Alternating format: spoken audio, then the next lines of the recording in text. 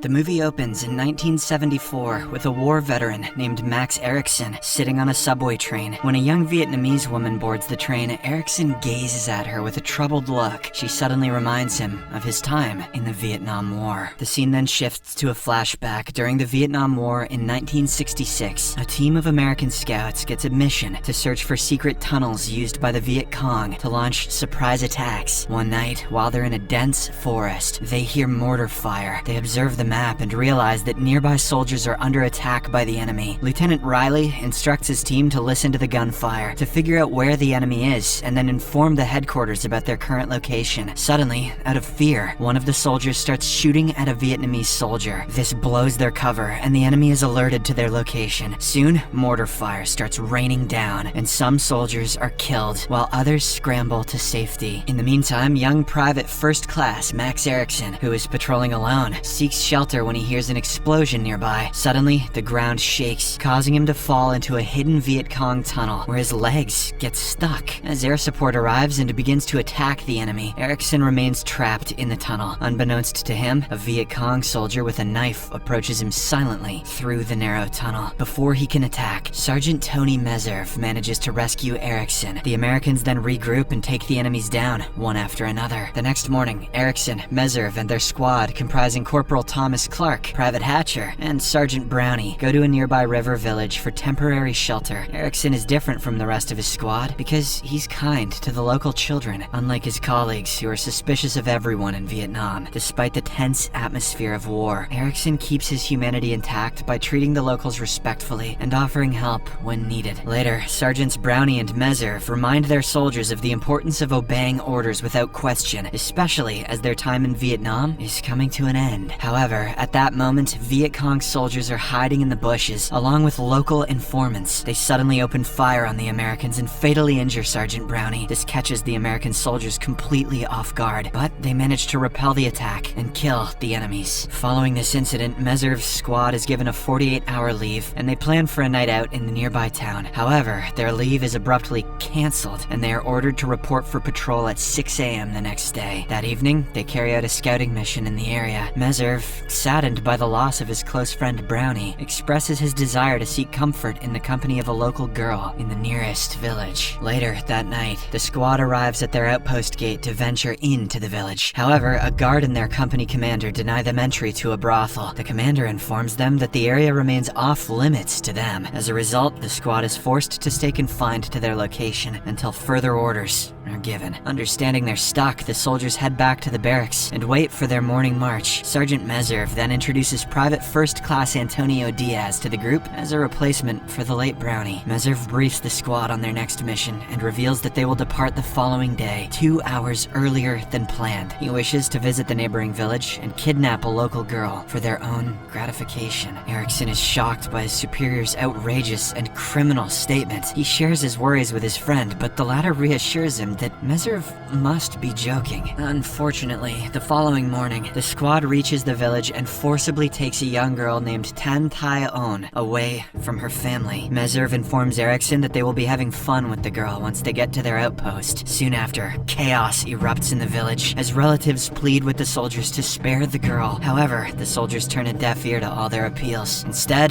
they commit a terrible act against the girl's sister, leaving Erikson shocked and unable to believe his comrades could do such a thing. After kidnapping the village girl for their sick amusement, the soldiers continue with their duties. Erikson confronts Sergeant Meserve, insisting that what they've done is a crime, but the latter ignores his objections and sends him on patrol. Meanwhile, Private Hatcher and Corporal Clark see no problem with Meserve's actions, treating them as entertainment. Later, the group takes a break and attempts to interact with the captive girl. Clark approaches her first, but he is interrupted by Hatcher, who thinks that he sees someone in the bushes. He fires a shot, only to discover it was just an animal. The squad then realizes that the gunshot could have given their position to the enemy, so they decide to move on, delaying any further interaction with the girl. A few hours later, they come across an abandoned wooden cabin deep in the woods. While Meserve, Clark, and Hatcher scout the area, Diaz and Erikson clean up the cabin. Diaz turns out to be a decent person who doesn't want to mistreat the girl. Because they share the same perspective, Diaz and Erikson agree to support each other. They want to make sure that no one is forced into committing a crime. Erikson then approaches the captive girl Owen, showing compassion and care toward her. He successfully gains her trust chest and tends to her injuries. Later, when the rest of the squad returns to the cabin, Sergeant Meserve suggests they forcefully interrogate the girl. He ties her hands and outlines the order in which the soldiers will have their way with her. Erickson is certainly horrified by the plan. He and Diaz oppose the idea, saying they will not participate in the assault. However, the sergeant threatens to make them outcasts if they don't comply. This scares Diaz, and he reluctantly agrees to participate in the horrific act. Enraged, Erickson attempts to help the girl, but Clark holds a knife to his throat and orders him to stand guard for the night. A helpless Erickson then watches his comrades committing the heinous act. The next morning, the squad arrives at a hillside and positions themselves on a railroad bridge overlooking a Viet Cong river supply depot. They leave Owen with Clark